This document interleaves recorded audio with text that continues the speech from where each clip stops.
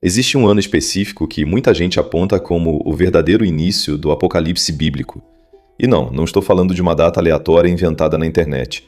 Estou falando de 2019. Parece um ano qualquer, né?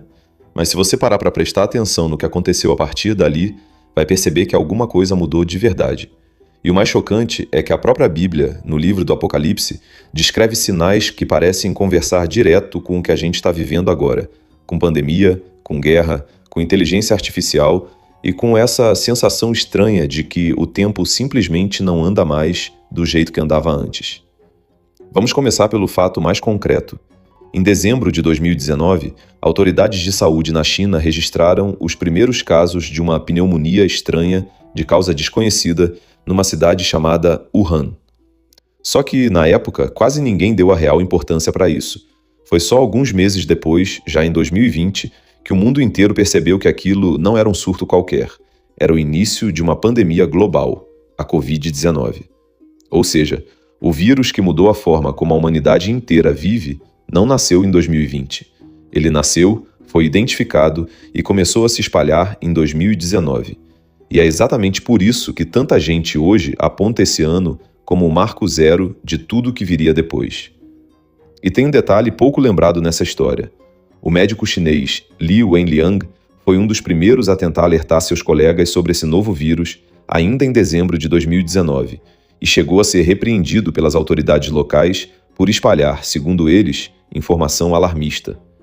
Semanas depois, o próprio médico morreu contaminado pela doença que tentou avisar o mundo. Uma história real, documentada, que muita gente esquece quando fala só em números e estatísticas, mas que mostra como esse ano guarda mais sinais do que parece à primeira vista. E aqui é onde a coisa fica ainda mais interessante. No livro do Apocalipse, capítulo 6, existe uma das passagens mais conhecidas e mais discutidas de toda a Bíblia, a abertura dos 4 selos, que revela 4 cavaleiros. O primeiro cavaleiro monta um cavalo branco e representa a conquista. O segundo monta um cavalo vermelho e representa a guerra. O terceiro monta um cavalo preto e representa fome e escassez. E o quarto monta um cavalo amarelo, ou pálido, e é descrito literalmente como a morte, seguido de perto pela peste. Pausa um segundo e pensa comigo. Pandemia global, conflitos armados se espalhando em várias partes do mundo, crises de abastecimento, inflação disparando o preço da comida em praticamente todos os países. Não é à toa que tanta gente relê esse capítulo hoje e sente um arrepio na nuca. E tem uma virada aqui que poucas pessoas conhecem. Anos antes da pandemia, alguns estudiosos bíblicos e teólogos já vinham chamando atenção para certos cálculos de calendário profético que apontavam justamente para essa janela entre 2019 e 2021 como um período de intensificação de sinais. Não estamos falando de previsão exata de data. A própria Bíblia é clara que ninguém sabe o dia nem a hora. Isso está em Mateus 24. Mas sim de um padrão de intensificação que várias linhas de interpretação já vinham sinalizando antes de qualquer notícia sobre o vírus existir. Agora vamos para outro ponto que praticamente todo mundo sentiu na pele, mesmo sem entender por quê. A sensação de que o tempo passou a se comportar de um jeito completamente diferente depois de 2020. Durante os períodos de isolamento, pesquisadores em diferentes países registraram um fenômeno curioso. Muita gente relatando que os dias pareciam se repetir, que perdiam a noção de qual dia da semana era, e ao mesmo tempo tinham a sensação de que os meses estavam voando. É como se o tempo tivesse ficado grudento e acelerado ao mesmo tempo, uma contradição que confundiu psicólogos e neurocientistas. E o mais curioso é que essa sensação não foi embora depois que a pandemia oficialmente acabou. Muita gente continua relatando até hoje esse sentimento de vida parada, de estar rodando em círculos, trabalhando, cumprindo tarefas, mas sem sentir que está progredindo de verdade. Como se o relógio girasse mais rápido, mas a vida, no fundo, tivesse ficado congelada. E não é só uma questão espiritual, é uma questão que aparece até em pesquisas de comportamento. Logo depois da pandemia, o mundo inteiro assistiu a um fenômeno batizado de grande renúncia, quando milhões de trabalhadores, em praticamente todos os continentes, pediram demissão voluntariamente, buscando um sentido que o trabalho tinha deixado de oferecer. Isso mostra que essa sensação de vida parada, de rotina sem propósito, não é força de expressão, é um movimento real, medido, sentido por multidões de pessoas ao mesmo tempo, quase como se todo mundo tivesse acordado do mesmo jeito, no mesmo momento. E é exatamente nesse vácuo, nesse momento de isolamento e de mundo suspenso, que uma outra revolução avançou silenciosamente: a inteligência artificial. Não é coincidência que, logo depois da pandemia, ferramentas de inteligência artificial generativa saíram dos laboratórios e explodiram para o público em geral, mudando a forma como trabalhamos, como nos comunicamos e até como pensamos.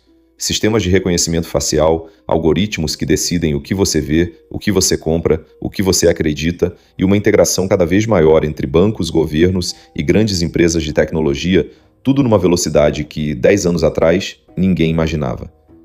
E tem uma citação bíblica que, apesar de estar no livro de Daniel e não no Apocalipse, é sempre lembrada junto desse assunto, porque fala exatamente sobre o que estamos vivendo agora. O texto diz que, na hora do fim, muitos correrão de um lado para outro e o conhecimento se multiplicará. Pensa bem, nunca na história da humanidade as pessoas se deslocaram tanto pelo mundo quanto agora, e nunca o conhecimento cresceu numa velocidade tão absurda quanto depois da explosão da inteligência artificial. Ferramentas de inteligência artificial generativa aprendem em questão de meses o equivalente a décadas de conhecimento humano acumulado. Não é exagero dizer que estamos literalmente vivendo dentro dessa descrição. E isso nos leva direto para outra passagem impactante do Apocalipse, dessa vez no capítulo 13. O texto descreve um sistema em que ninguém pode comprar nem vender sem receber uma espécie de marca, associada a um número, o famoso 666. Durante séculos, essa passagem foi lida quase como ficção, algo distante demais para fazer sentido prático. Mas hoje, com sistemas de pagamento cada vez mais digitais, identificação biométrica e moedas digitais sendo testadas por bancos centrais ao redor do mundo, muita gente começou a enxergar essa profecia com outros olhos. Não estou dizendo que já vivemos isso, mas dá para entender por que tanta gente sente essa estrutura, descrita há quase 2000 anos, ficando pouco a pouco tecnicamente possível. E aqui está a virada mais forte de tudo isso. Talvez o apocalipse que estamos vivendo não seja só sobre catástrofes visíveis, terremotos, tempestades, vírus. Talvez ele também seja sobre uma mudança silenciosa dentro de cada um de nós. O próprio significado da palavra apocalipse, no grego original, não é destruição, é revelação. É o ato de tirar o véu de alguma coisa que estava escondida. E se o que está sendo revelado nesses últimos anos não for só sobre o fim do mundo, mas sobre o quanto a gente perdeu de vista o que realmente importa, tempo de verdade com quem a gente ama, propósito, presença, em troca de notificações, produtividade vazia e um sentimento constante de que nunca é suficiente? E vale lembrar que o Apocalipse não fala só de destruição, ele também promete uma restauração.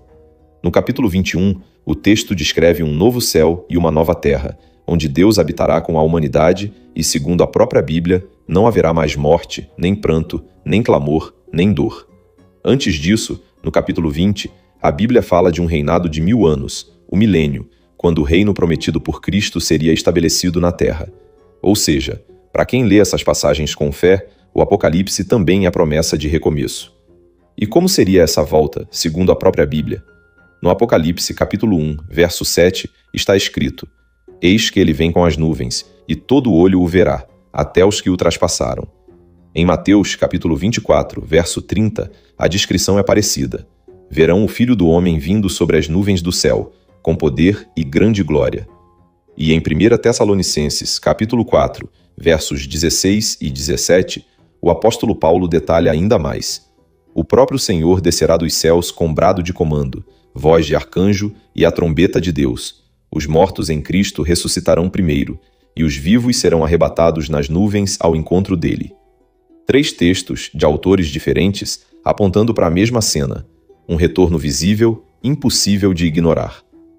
No fim das contas, seja você alguém que lê essas passagens literalmente, ou alguém que enxerga tudo isso como metáfora e coincidência histórica, uma coisa é difícil de negar.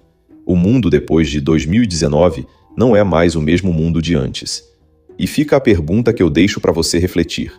E se o verdadeiro apocalipse não for sobre esperar o fim chegar, mas sobre acordar para a forma como estamos vivendo agora, antes que seja tarde demais? Deixa aqui nos comentários o que você acha. Será que 2019 realmente marcou esse início ou é só uma coincidência de datas? E se esse vídeo fez você pensar, considera se inscrever no canal, porque toda semana a gente traz reflexões e curiosidades assim, unindo história, ciência e fé para tentar entender melhor o mundo em que a gente vive.